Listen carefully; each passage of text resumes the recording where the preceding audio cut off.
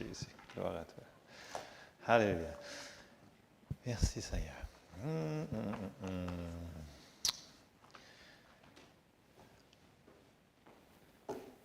On va ouvrir en prière, puis on va voir où est-ce qu'on s'en va avec ça. Merci, Seigneur.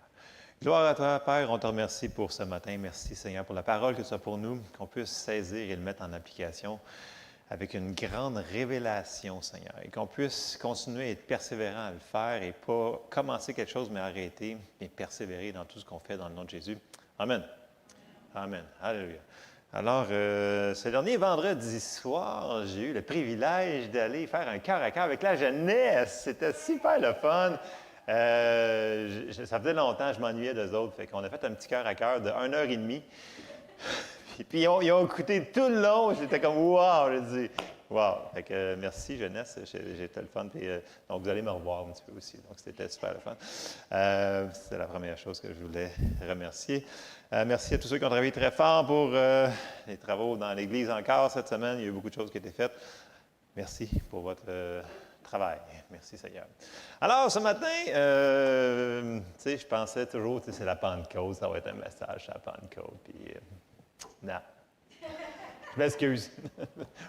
Alors, lisez-les, retournez dans Acte 2, ça va vous faire pareil. Mais bon, ça a l'air, on suit la série Nos fondations, et la fondation qu'on s'en va, c'est sur l'amour.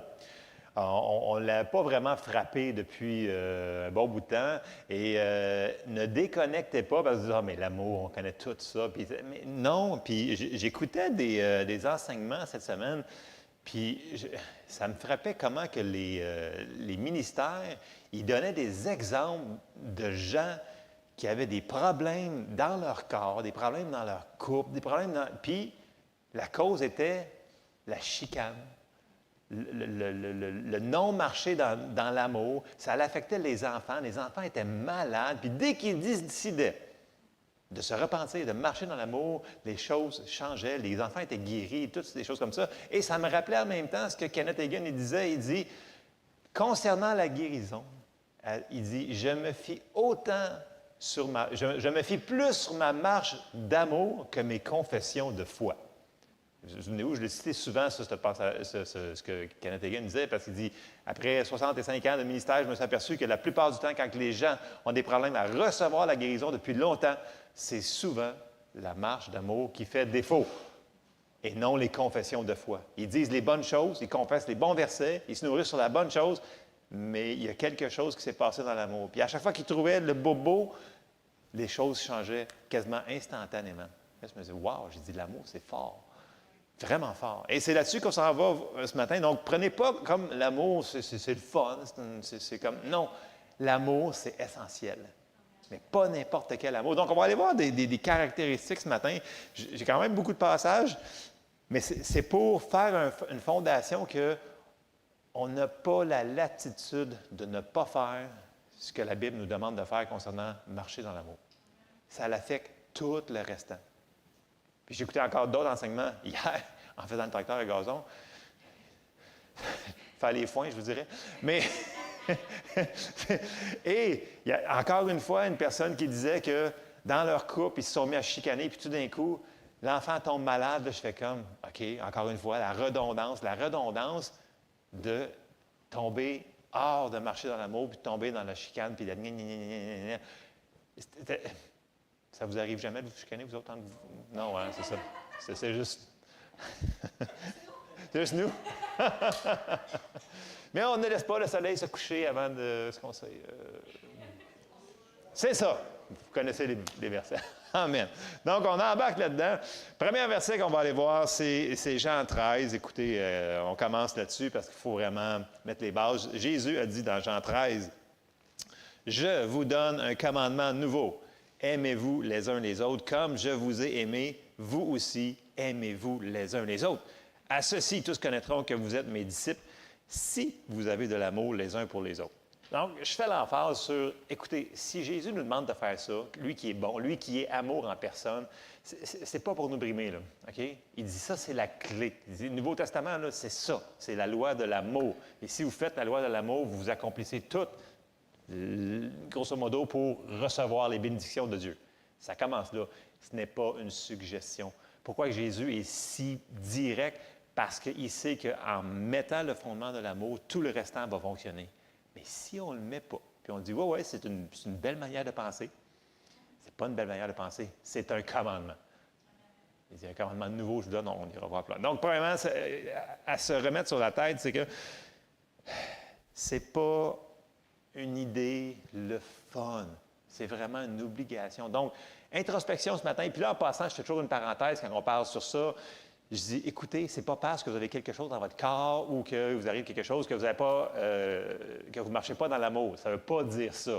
Je fais rien que dire que moi-même, quand il y a des choses dans ma vie qui ne sont pas instantanées puis que la prière ne semble pas avoir fonctionné tout de suite, je regarde, j'ai-tu fait quelque chose? Je suis en train de faire quelque chose que j'ai encore, que je n'ai pas pardonné ou j'ai quelque chose dans mon cœur. Donc, introspection personnelle. OK? Tout le monde le sait, on le sait quand on fait quelque chose qu'on a marché en dehors de l'amour et ça a des conséquences. OK? Mais ça ne veut pas dire qu'il vous arrive quelque chose, que vous avez nécessairement fait quelque chose de pas correct. OK? Juste le ballon, juste pour être sûr. D'accord? Amen? OK. All right. OK. Bon. Pour marcher avec Dieu, va falloir qu'on marche dans l'amour parce que, c'est ça. On n'a pas le choix. Ça va dans 1 Jean 4,8. 1 Jean 4,8 qui nous dit « Celui qui n'aime pas n'a pas connu Dieu, car Dieu est amour. » Donc, pas Dieu a de l'amour, Dieu aime beaucoup quand il y a... Non, Dieu est amour. C'est fort, hein? Donc, ça veut dire que si on va avoir une relation avec Dieu, il va falloir que nous autres aussi, on marche dans l'amour.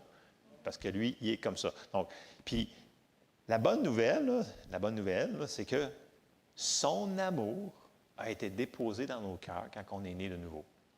Fait que les gens qui me disent, moi, je ne suis pas capable de pardonner à cause que... Je dis, ouais, mais l'amour est en dedans, c'est juste que tu ne veux pas le laisser sortir. C'est une décision. Des fois, ça va être plus dur que d'autres, mais on peut s'entretenir là-dedans. Si on se nourrit sur ces passages qu'on va voir ce matin, des passages que l'on connaît, que je vous ai même déjà dit de mettre sur votre frigidaire, certains passages, il n'y a personne qui l'a fait, à ma connaissance. Mais bon, ça peut peut-être vous aider. On s'en va dans Romains 5,5, ça nous dit « Or, l'espérance ne trompe point parce que l'amour de Dieu est répandu dans nos cœurs par le Saint-Esprit qui nous a été donné. » Donc, quand on est né de nouveau, ça a été répandu, c'est là. Mais ce n'est pas n'importe quel amour. C'est l'amour de Dieu lui-même. Donc, le mot ici pour amour, c'est agapéo, l'amour de Dieu divin, qui ne change pas selon les circonstances, qui ne change pas selon que la personne que tu côtoies est fine ou est pas fine. Ça ne change absolument rien. L'amour de Dieu est toujours constant. Ne change jamais, comme Dieu ne change jamais. Vous savez? Et on va aller relire 1 Corinthiens 13. Et souvenez-vous ici de 1 Corinthiens 13, chapitre sur l'amour, bien entendu. À chaque fois qu'il va mentionner le mot amour, c'est agapéo, l'amour de Dieu lui-même qui a été déposé dans nos cœurs. Donc, je vous avais déjà dit, ça serait un verset qu'il faut qu'on fasse sur nous autres. Dire, ça, c'est moi, ça. Ça, 1 Corinthiens 13, versets 4 à 8, là, c'est qui je suis. Pour ça, je lui ai dit, mettez-les sur le frigidaire. Ça a l'air que ça ne pogne pas. Il faudrait peut-être le mettre. Mettez-les sur votre téléphone, comme screen machin. Ah là, c'est sûr que vous allez le voir. C'est sûr. Écoute, vous ne pouvez pas ne pas regarder votre téléphone pendant une journée. Sinon, il y en a qui tomberaient en sevrage. Puis mais bon, je n'embarquerai pas là. Trop dangereux. Je regarde personne. OK. Bon, 1 Corinthiens 13, verset 4. Verset 4. Ça nous dit, l'amour est patiente. Puis là, il faudrait le dire, là, ça c'est moi, ça. Moi, je suis patient. Là, vous dites, non, mais je ne suis pas patient. Non. C'est ce que la Bible a dit. On ne contredit pas ce que la Bible a dit de qui on est. OK? Plus qu'on va le dire, plus que ça va se manifester. OK? Puis, fait que si vous êtes impatient, bien, encore plus. Fait que toutes les autres choses qu'il va dire là, dans les 4 versets, là, ça, c'est nous autres. L'amour est patiente. Elle est pleine de bonté. L'amour n'est point envieuse. L'amour ne se vante point. Elle ne s'enfle point d'orgueil. Elle ne fait rien de malhonnête. Elle ne cherche point son propre intérêt. Elle ne s'irrite point, elle ne soupçonne point le mal, elle ne se réjouit point de l'injustice, mais elle se réjouit de la vérité. Elle excuse tout, elle croit tout, elle espère tout, elle supporte tout. L'amour ne périt, ou certaines traductions vont dire l'amour ne faillit jamais, j'aime mieux faillir. Les prophéties prendront fin, les langues cesseront, la connaissance disparaîtra, mais l'amour ne disparaîtra jamais. OK? On arrête au verset 8. Donc, l'affaire, c'est que, comme je disais tantôt, même si l'amour, elle est là, nous sommes au contrôle de nous autres, grosso modo, si je peux le dire comme ça. C'est nous autres qui doivent le laisser sortir, cet amour-là. Silencieux, hein? Même pas un amen, comment? OK. Amen. Parce que Dieu, quand je parlais vendredi soir, Dieu ne nous obligera jamais à faire quoi que ce soit. C'est nous autres qui prenons la décision de le suivre. C'est nous autres qui prenons la décision de marcher dans les fruits de l'Esprit. C'est nous autres qui va le faire. Il ne nous obligera jamais à faire quoi que ce soit. Vous êtes-vous réveillé un matin, puis Dieu va vous obliger de prier 1 heure, de lire votre Bible, vous êtes obligé. Là. Il était là, puis ça sortait tout seul. Non, c'est une décision de passer du temps avec lui. C'est une décision aussi de vivre dans les fruits de l'Esprit qui est l'amour, parce qu'on va le voir, parce que c'est le premier fruit qui est marqué. On s'en va le voir. Donc, c'est une décision. Parce que dans les situations de la vie, on a le choix. On a le choix d'être... puis de vouloir l'arracher la tête. Faites pas ça. OK? On marche dans l'amour. OK. Galates 5, verset 22. C'est tous des passages que vous connaissez par cœur, je suis pas mal certain. Mais le fruit de l'Esprit, c'est... Le premier qui mentionne, c'est quoi? Quel addon, hein? Quel addon! C'est un addon dans la Bible, sûrement. Hein? C'est l'amour, la joie, la paix, la patience, la bonté, la bénignité, la bienveillance, la fidélité, la douceur, la tempérance, maîtrise de soi. La loi n'est pas contre ces choses. Ceux qui sont à Jésus-Christ ont crucifié la chair avec ses passions et ses désirs. Si nous vivons par l'Esprit, marchons aussi selon l'Esprit. Donc, marcher selon l'Esprit, ça veut dire que ça va être marcher dans les fruits de l'Esprit. Donc, laisser sortir ce qui est à l'intérieur de nous autres en action correspondante, en parole et en action. Donc, ça, c'est nous autres, c'est ce qu'il nous demande de faire. Marcher dans l'Esprit. Puis, marcher dans l'Esprit, c'est pas être weird. Puis, marcher dans l'Esprit, c'est marcher dans les fruits de l'Esprit. Marcher dans l'amour de Dieu, et etc., etc., etc. Bon, ça c'est... Puis là, on va voir plein de caractéristiques sur l'amour de Dieu.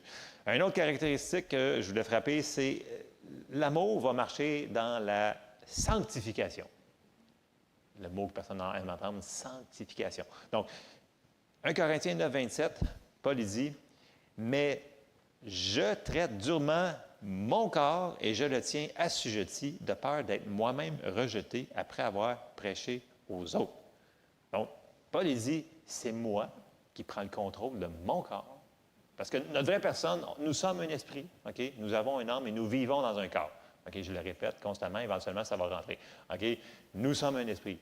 Donc, c'est nous autres. Puis là, Paul dit, « Je mets mon corps. » Donc, s'il dit « je mets », ça veut dire que le vrai Paul, c'est un esprit. Vous savez? Et là, il dit « je le mets en dessous de peur d'être moi-même rejeté après avoir prêché aux autres ce que je leur ai dit de faire, pas faire, selon ce que le Saint-Esprit lui avait dit de leur dire, qui se retrouve dans 2/3 de notre Nouveau Testament. » Donc, plus on met ça en pratique, là, de mettre la chair en dessous, là, de ne pas manger le 5e biscuit quand tu n'as plus faim, après avoir mangé le 2e, ou de ne pas avoir fait. Là, nommez tout là, ce que les gens, là, vous avez des choses qu'on peut mettre la chair en dessous. Là, OK? Attention. On va rester ces biscuits. OK? Vous avez plus faim, OK, mais vous en mangez 10 autres biscuits. Ça, c'est pas mettre la chair en dessous. Vous laissez la chair dominer. Et plus qu'on fait des choses comme ça, plus que la chair, elle devient forte. Donc, ça va être plus dur de mettre la chair et de peser dessus. Ça s'applique pour le domaine spirituel. Donc, tout ce qu'on fait dans la vie est interconnecté. OK? Fait que s'il y a une partie dans votre vie, vous avez perdu le contrôle dessus, reprenez le contrôle. Parce que ça va affecter votre vie spirituelle. Pour de vrai, tout est connecté. D'où les routines qui sont très efficaces pour ces choses-là. Pour ceux qui aiment les routines. Vivre les routines, c'est pratique. OK, merci Seigneur. Il va falloir que ça soit une constance dans nos vies, mais pas juste à un endroit, puis là, on fait ça correct, mais le restant, on fait ça tout croche, puis on se laisse n'importe comment. Puis les gens qui conduisent, OK, puis qui ont la mèche un petit peu trop courte, puis là, tout d'un coup, tu arrives au stop, puis tu n'as pas parti 0,5 secondes trop rapidement, puis là, d'un coup, tu te fais crier. OK, on peut-tu se calmer, genre, pour 0,5 secondes? Ça peut-tu déjà arriver, du monde qui vous colle, genre, dans le bumper, genre, à ça, dans l'arrière de vous autres, parce que vous roulez la limite de vitesse, puis lui veut rouler 2 fois?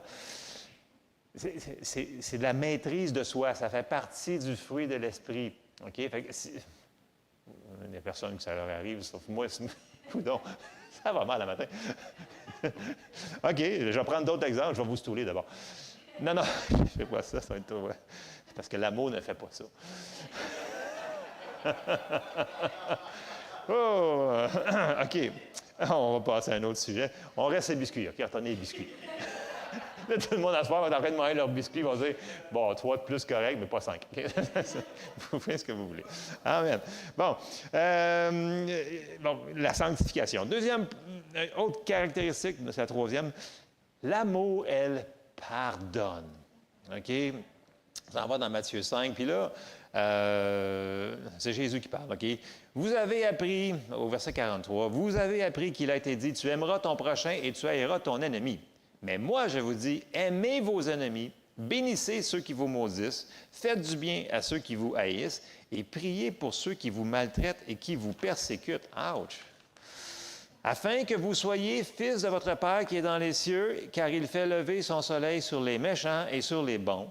Il fait pleuvoir sur les justes et les injustes. Si vous aimez ceux qui vous aiment, quelle récompense méritez-vous? Les publicains aussi n'agissent-ils pas de même? Et si vous saluez seulement vos frères, que faites-vous d'extraordinaire?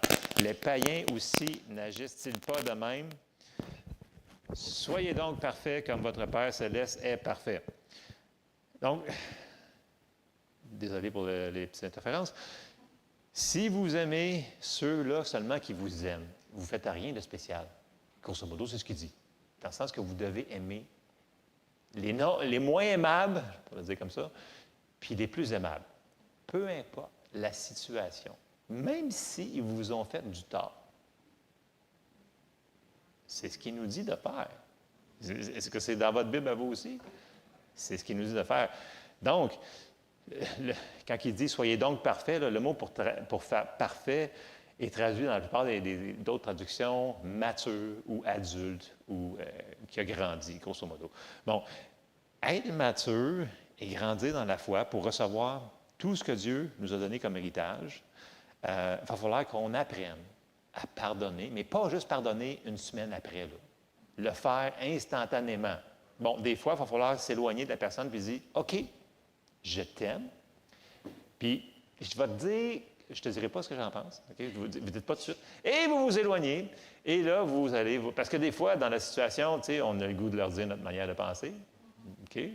Mais est-ce que notre manière de penser a besoin d'être sortie? Non. Fait que des fois, on peut la garder pour nous autres mêmes, on peut s'éloigner, puis après ça, on dit « Seigneur, il y a une dure journée, bénis-le. Bénis-le beaucoup, beaucoup, beaucoup, beaucoup, beaucoup, beaucoup. Puis il fait que je ne le vois plus aujourd'hui. Puis, bon, quelque chose... vous comprenez le principe, là? Priez pour ceux qui vous persécutent, priez pour eux. Il nous dit de faire ça pour nous libérer. Donc, on n'a pas le choix. C'est pas, encore là, c'est pas si ça vous tente. C'est un commandement. Puis, on n'a pas le choix. Parce qu'on a dit tantôt que si on veut que nos prières fonctionnent, OK, il va falloir qu'on marche dans l'amour. OK? On a vu que ça va affecter notre santé, ça va affecter plein d'affaires dans notre vie. Et là, on va aller voir deux prières. C'est sûr qu'on en a parlé beaucoup les mercredis soirs sur la prière, là, mais je fais une petite parenthèse encore quand même, parce qu'on n'a pas frappé beaucoup sur l'amour. On focus sur séparer puis comment que nos prières soient le plus efficaces possible. Mais nos prières efficaces vont fonctionner si on est basé sur l'amour. C'est pour ça que les prières vont toujours finir par « et si ». Allons voir le « et si ». On commence par Matthieu 6, verset 9, qui nous dit « Voici donc comment vous devez prier. » On a passé pas mal de temps sur différents types de prières. On l'a vu, dont celle-là. « Notre Père qui es aux cieux, que ton nom soit sanctifié, que ton règne vienne, que ta volonté soit faite sur la terre comme au ciel. Donne-nous aujourd'hui notre pain quotidien. Pardonne-nous nos offenses, comme nous aussi nous pardonnons à ceux qui nous ont offensés. Ne nous induis pas en tentation, mais délivre-nous du malin, car c'est à toi qu'appartiennent dans tous les siècles le règne, la puissance, la gloire. » Amen. Verset 14. Là, il n'y a pas de pause, là. C'est « Si vous pardonnez aux hommes leurs offenses, votre Père céleste vous pardonnera aussi. Mais si vous ne pardonnez pas aux hommes, votre Père ne vous pardonnera pas non plus vos offenses. Puis là, on passe par-dessus ça parce qu'on l'a lu comme genre 1000 fois, puis on dit, ben, oui, je pardonne. Est-ce qu'on fait tout le temps ça? Puis quand on prie, on fait comme, on prie, puis là, des fois, il y a comme de l'interférence parce qu'on a encore quelque chose contre quelqu'un qui nous a fait de la peine, puis qui nous a dit que des choses qui ne sont pas gentilles des fois. Je ne vous dis pas de il faut faire une différence. Il y a des gens, on dirait que c'est des gens qui sont là pour faire du mal aux autres. Là. Je ne vous dis pas de rester à côté d'eux autres. Là.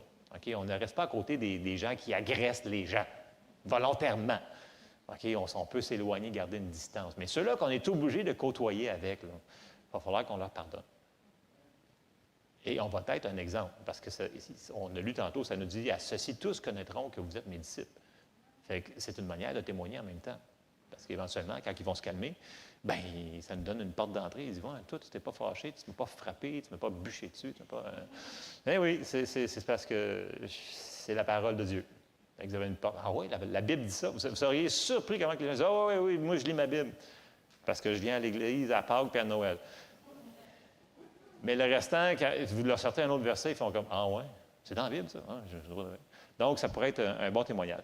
Deuxième prière que je voulais qu'on frappe rapidement, c'est la prière de la foi qu'on connaît très bien dans Marc 11, versets 22 à 26. Puis là, encore là, quand j'avais apporté ma Bible dans les mercredis groupe B, ma Bible qui est la Kenneth Wuest Translation, les phrases arrêtent quand la phrase elle arrête, puis là, ils mettent un autre verset. Donc, ce n'est pas verset par verset par verset, c'est par moton. On va dire vite, là. Donc, supposons que, comme ici, là, dans Marc, c'est de 22 à 26. Il n'y a pas de pause entre 25 et 26. Je ne sais pas si vous me suivez. Donc, les Bibles d'études qui traduisent le grec de manière précise vont suivre le cours de pensée. On a des versets et des chapitres pour qu'on puisse se retrouver. Okay? Parce que si je vous dirais, bon, à telle place, là, il a dit telle affaire, on ne peut pas suivre. Okay? Mais il y a des chapitres et des versets pour ça.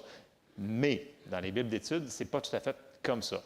Marc 11, 22, 26, on connaît très bien. Jésus prit la parole et leur dit, parce qu'il leur a demandé, Seigneur, montre-nous comment prier, parce que tu vas parler au figuier, et toi, ça fonctionne tes affaires. Et il a dit, écoutez bien ça. Ayez foi en Dieu. Je vous le dis en vérité, si quelqu'un dit à cette montagne, ôte-toi de là et jette-toi dans la mer, et s'il ne doute point en son cœur, mais croit que ce qu'il dit arrive, il le verra s'accomplir. C'est pourquoi je vous dis, tout ce que vous demanderez en priant, croyez que vous l'avez reçu ou vous l'avez pris et vous le verrez s'accomplir. Et, comme je vous dis, il n'y a pas de pause ici, là, ça se lit. Et lorsque vous êtes debout, faisant votre prière, si vous avez quelque chose contre quelqu'un, pardonnez, afin que votre Père qui est dans les cieux vous pardonne aussi vos offenses. Mais si vous ne pardonnez pas, on est encore dans le même chapitre, c'est encore là, ça? Mais si vous ne pardonnez pas, votre Père qui est dans les cieux ne vous pardonnera pas non plus vos offenses. Donc, même la prière de la foi qu'on dit, écoute, moi j'ai la foi, j'ai le verset, je relâche le verset, je le prends. Mais on ne marche pas dans l'amour, on ne pardonne pas à une personne qui nous a fait de la peine ou peu importe.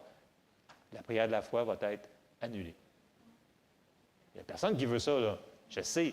Mais est-ce qu'on va faire l'introspection ou le temps de dire, écoute, est-ce que je marche dans l'amour présentement? Et après ça, une fois qu'on a fait l'introspection, on arrête et on remercie le Seigneur pour la manifestation. Okay? On ne reste pas en place pour dire, écoute, c'est sûr que j'ai fait quelque chose de pas correct. Non, non, non, non. On le sait à l'intérieur quand on fait quelque chose de pas correct. On le sait quand on n'a pas pardonné. OK? Ça va affecter même la prière de la foi, donc l'interférence. Bon. Puis là, vous allez comprendre un petit peu pourquoi, parce qu'en réalité, passage que je cite souvent sur la foi, Galates 5,6 nous dit ceci sur la foi. Okay? Car en Jésus-Christ, ni la circoncision, ni l'incirconcision n'a de valeur, mais la foi qui est énergisante, qui est agissante par l'amour. Différentes traductions, la foi qui fonctionne par l'amour.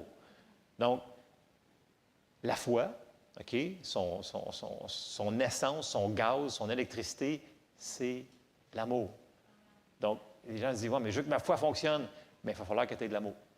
Parce qu'elle fonctionne par l'amour. Vous me suivez? Si vous me dites, écoute, mon char, il ne part pas un matin, puis mais il n'y a pas de gaz, mais ce n'est pas grave. C'est un char électrique, mais la batterie, je ne l'ai pas rechargée.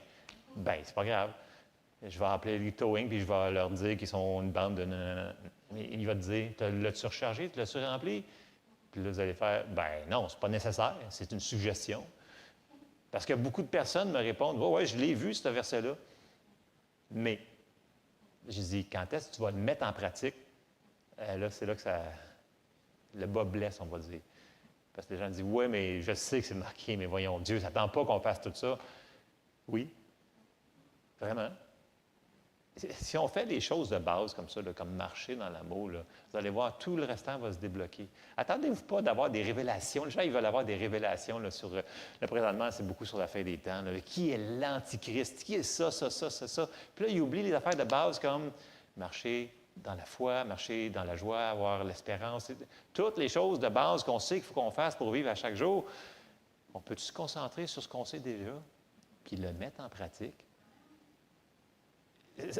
Souvent, là, les problèmes là, qu'on a, là, c'est un tout petit ajustement qu'on doit faire. Tout petit. Puis la marche dans l'amour va être une de ces choses-là. Donc, je vous encourage, s'il y a des choses que vous semblez avoir de la difficulté dedans, vous allez me dire, mais ça n'a pas rapport, je suis en train de vivre telle affaire. Ça peut être le manque d'amour qui peut être connecté à ça. Là. C'est une fondation qui est en dessous de nos pieds sur la foi. Il ne faut pas le prendre pour acquis, ces choses-là. Donc, notre foi, elle fonctionne par l'amour. OK? Donc, si on ne veut pas d'entrave dans rien, là, ben, il va falloir qu'on le mette en pratique d'une manière sans aucune réticence. Comment je pourrais dire? Ben, on va lire d'autres versets, vous allez comprendre. Éphésiens 4, verset 32 nous dit « Soyez bons les uns envers les autres. » Tu sais, quand vous faites une erreur, vous autres, aimez-vous ça qu'on vous pile dessus tout de suite, puis qu'on dit « Ah, t'as fait une erreur, puis t'es pas bon. » Moi, ça m'énerve. Donne-moi une chance, je vais reprendre, là. OK, bon, j'ai pas coupé le morceau de bois assez long, là, je m'excuse. Il faut que je coupe 3 fois, des fois. Il faut que je mesure 4 fois, puis je coupe 4 fois, des fois. Mais bon, en tout cas. Bon, OK. C'est pour ça que chacun a son métier. Mais je suis bon dans la plupart des affaires. Mais il y a des choses que, des fois, je vais me tromper. Et j'aime pas ça que... Par exemple, ma femme me dit, bien là, je ne l'ai pas fait comme il faut, là, puis là, c'est pas exactement 100% parfait droit. Je dis, je sais, je vais le reprendre 2 fois, 3 fois. Jusqu'à temps que ça soit la perfection ultime. Donc, si vous êtes rendu à la perfection ultime, bravo. Votre couple va aller mieux.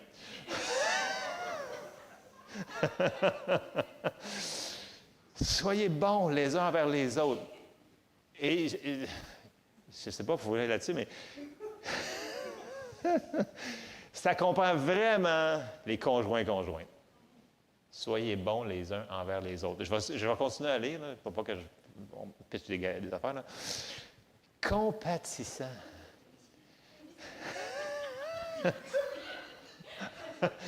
Compatissant. Vous pardonnant réciproquement.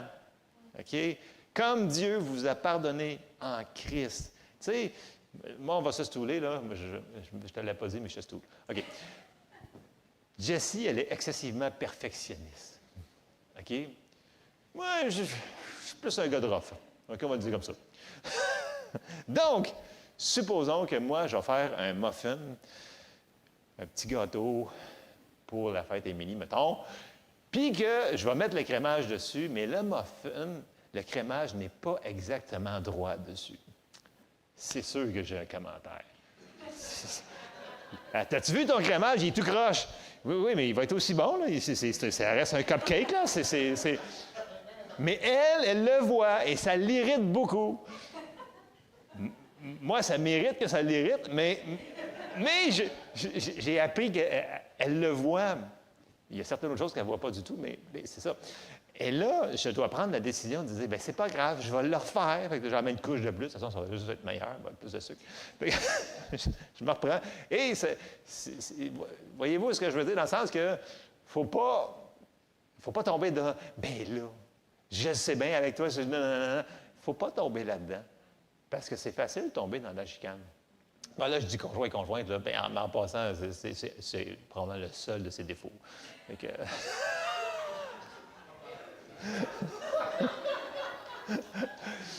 Mais La beauté de la chose, il faut savoir quand déléguer. Et là, j'ai dit, regarde, fais donc toutes les autres. Ils vont être vraiment beaux. Parce que c'est sûr que ça va être direct et la bonne quantité exacte pour tout le monde.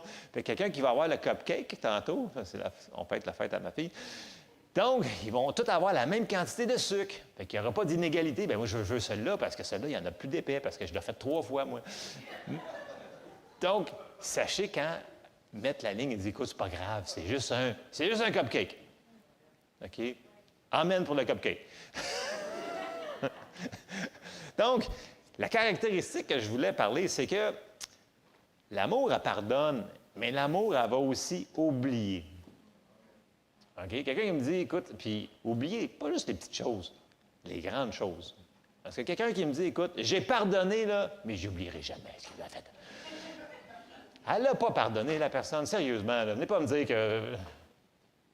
Là, c'est le temps de faire une introspection, là, dans le sens que... Oui, non, mais... Prenez pas mal, je l'ai vraiment pardonné, là, mais j'oublierai jamais. Ça, c'est des choses que j'entends. Je fais comme, ben voyons donc, c'est sûr que tu as encore une... Comment dire ça en français, c'est gentil? C'est ce qu'il a dit, mais je ne l'ai pas dit. Donc, ça serait pour sur le microphone. Voilà, donc, il faut faire attention à ces affaires-là. L'amour, elle pardonne, mais elle oublie, OK? Des passages là-dessus, Ésaïe 43, 25, Dieu lui-même, c'est ce qui fait que nous autres. Ésaïe 43, 25, ça dit, « C'est moi qui efface tes transgressions pour l'amour de moi. Je ne me souviendrai plus de tes péchés. » Quand on demande pardon à Dieu, lui, il nous pardonne, mais il oublie aussi. Donc, essayez pas d'y ramener là, à chaque fois, là, c'est de mauvais goût. Lui, il a dit qu'il t'a pardonné, puis il a oublié. Un autre verset, Hébreux 8, 12. « Parce que je pardonnerai leur iniquité et que je ne me souviendrai plus de leurs péchés. » Donc, Dieu, il pardonne, mais il oublie aussi. Est-ce qu'on peut faire la même chose? C'est une caractéristique de l'amour. L'amour, elle pardonne, mais elle oublie.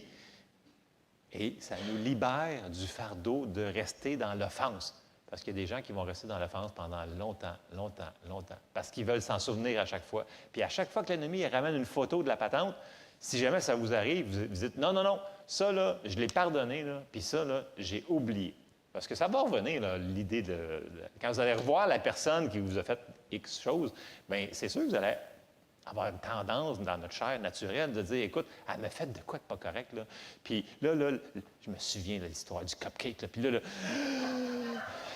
écoute, tu peux-tu oublier? Lâche le morceau, bin.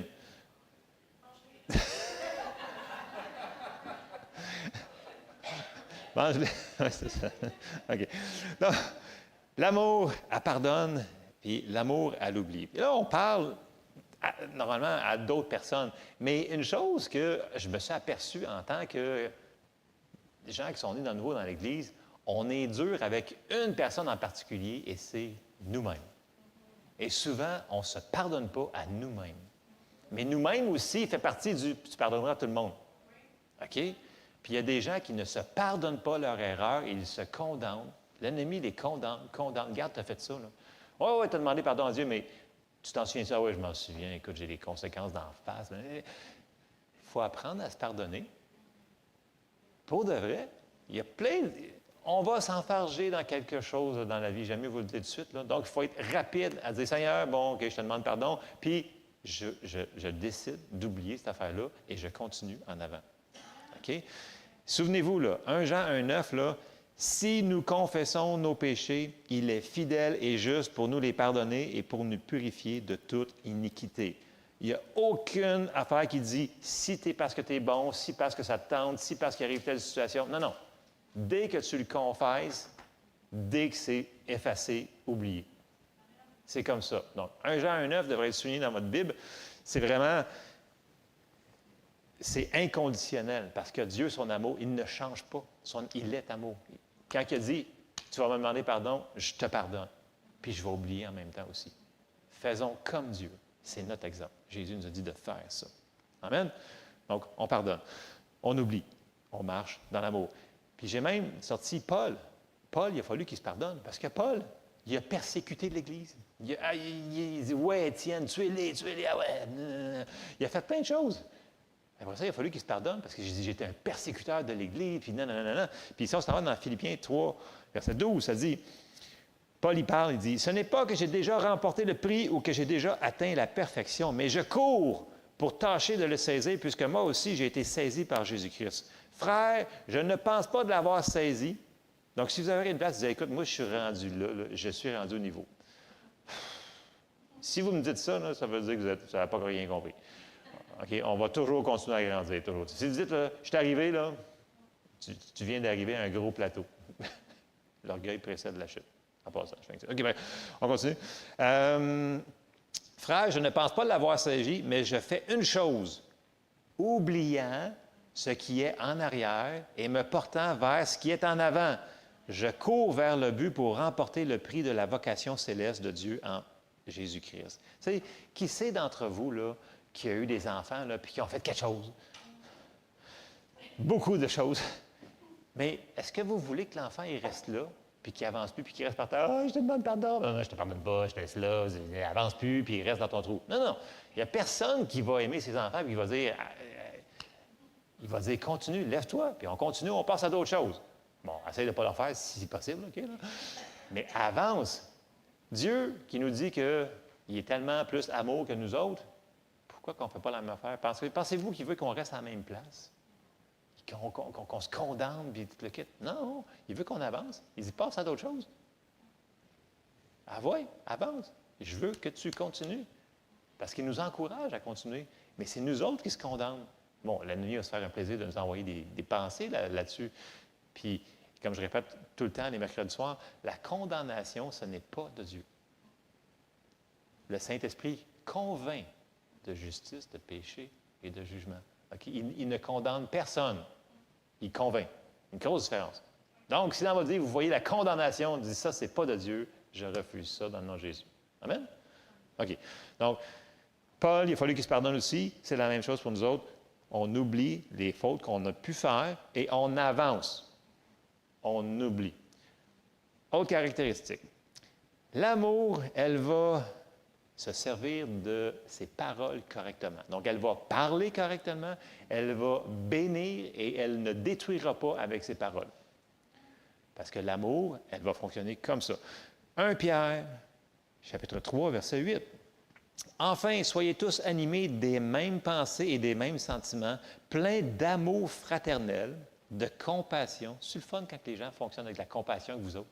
Vous n'avez pas tout fait correct, mais ils t'aident quand même. Merci Seigneur pour la compassion. La compassion et l'humilité. Ne rendez point mal pour mal ou injure pour injure. Bénissez, au contraire, car c'est à cela que vous avez été appelés afin d'hériter la bénédiction. Wow! Ça veut dire que quand nos bouches sont là pour mauser puis pour détruire les gens autour de nous autres, attendez-vous pas que ça aille bien dans votre vie. C'est un principe qui est fort, fort dans la Bible. Proverbe 12, 18 nous dit « Tel qui parle légèrement blesse comme un glaive ou un épée, mais la langue des sages apporte la guérison. » Donc, notre bouche est là pour bénir, pas pour détruire. L'amour, elle est comme ça.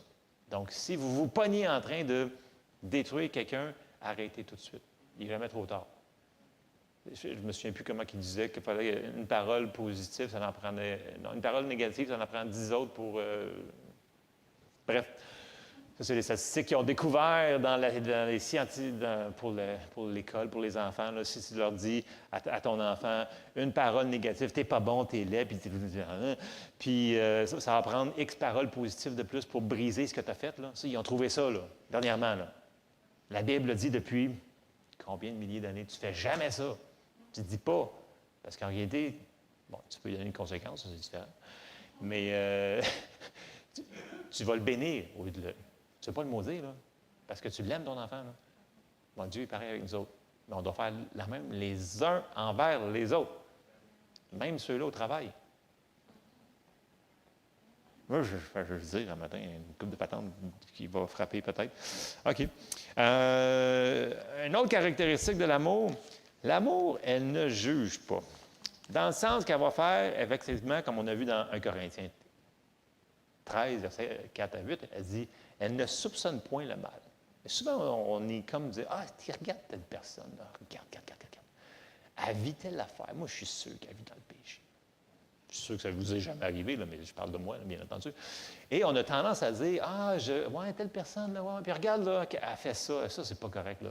Mais, savez-vous, des fois, si on se mettrait dans leurs souliers, là, probablement qu'on ferait 10 fois pire ce qu'ils sont en train de faire. Ça, c'est réaliser que peut-être que la personne, dans la situation qu'elle est présentement, là, bien, nous autres, on ferait peut-être pas mal pire.